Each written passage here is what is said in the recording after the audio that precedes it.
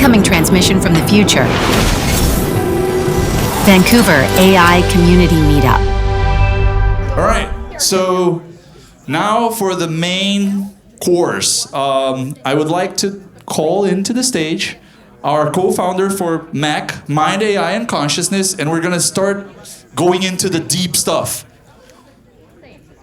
I need 1 second of attention so I can do this correctly, and we actually make it effective. All right, so when I say his name, please applaud and let's erupt into noise and everything else. So with you now to present the Mac takeover, Loki Jorgensen. Thank you very much, Ryan. Good evening, everyone. I am Chris Krug. I'm his replacement for tonight, and for that, this is a pleasure and an honor. What I want to get to is a difficult topic, consciousness. I think many of us reflect on it. Maybe we agree what we're talking about, maybe we don't. I'd like to start with having some. Bear with me.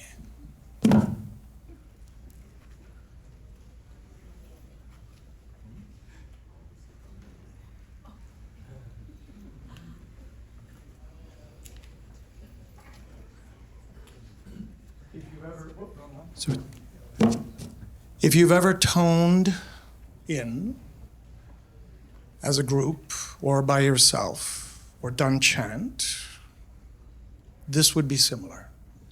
This is an Indonesian gong, and what I suggest you do is out loud or to yourself, try to tone in with what it says.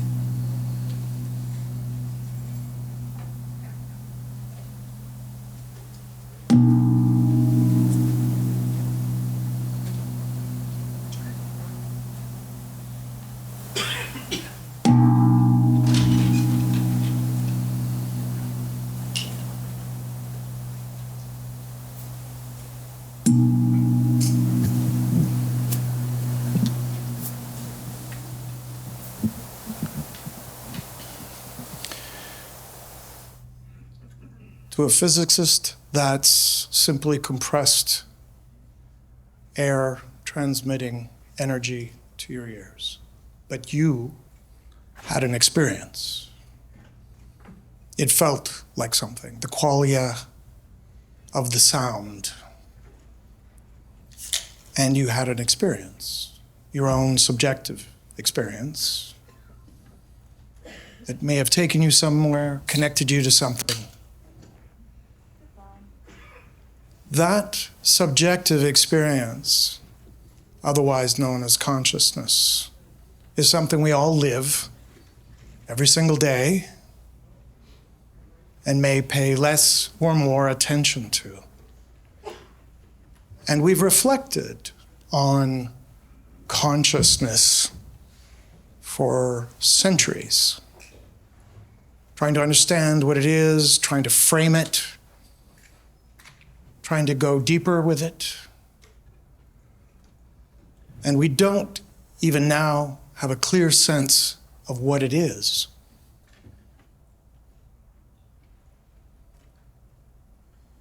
And now we have AI. And where consciousness, the reflection on it, the study of it, tended to be a special interest topic, something a few might do in earnest, a researcher would never admit to it. Or maybe a scientist at the end of an illustrious career would admit that consciousness is an interesting topic. People like Penrose, Sir Roger. However, things have changed. And consciousness is no longer just a side topic or a curiosity or something you might reflect on. It's become essential to understand because we are now in the presence of something that causes us to ask, is AI conscious? And we don't know if we are conscious. Going to be tough to answer that question. A quantum physicist and an AI go into a bar.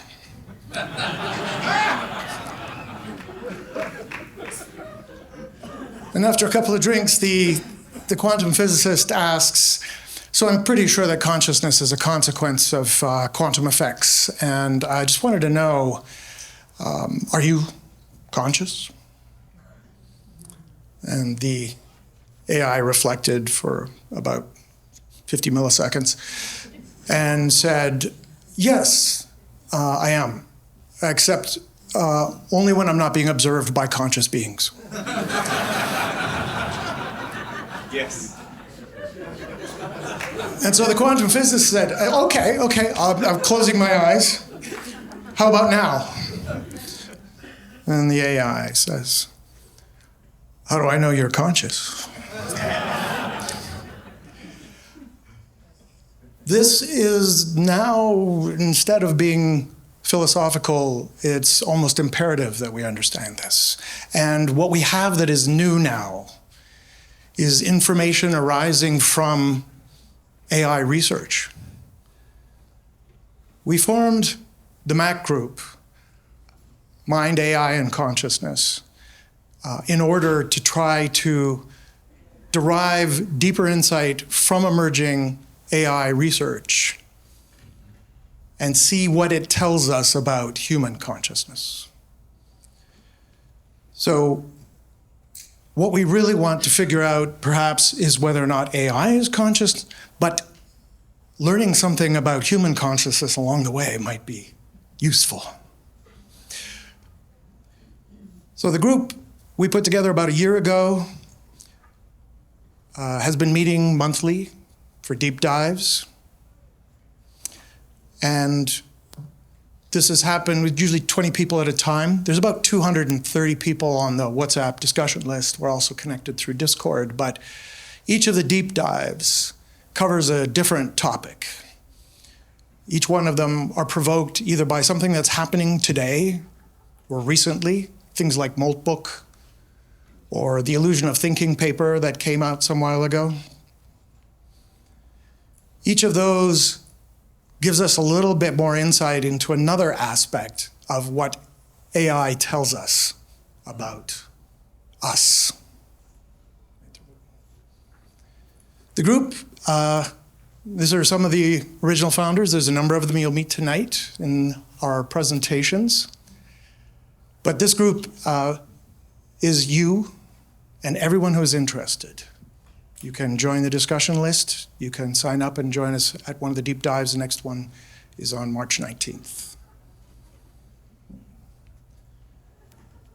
How many people here reflect, semi-seriously at least, on consciousness as a topic?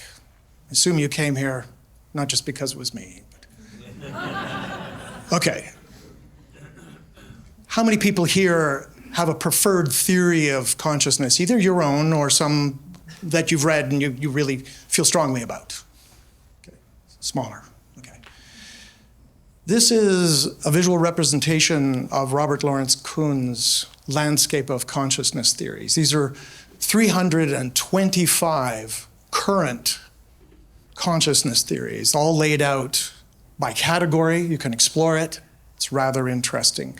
Each one of them gives you insight into how consciousness might be framed, but we can't distinguish between any of them. Why?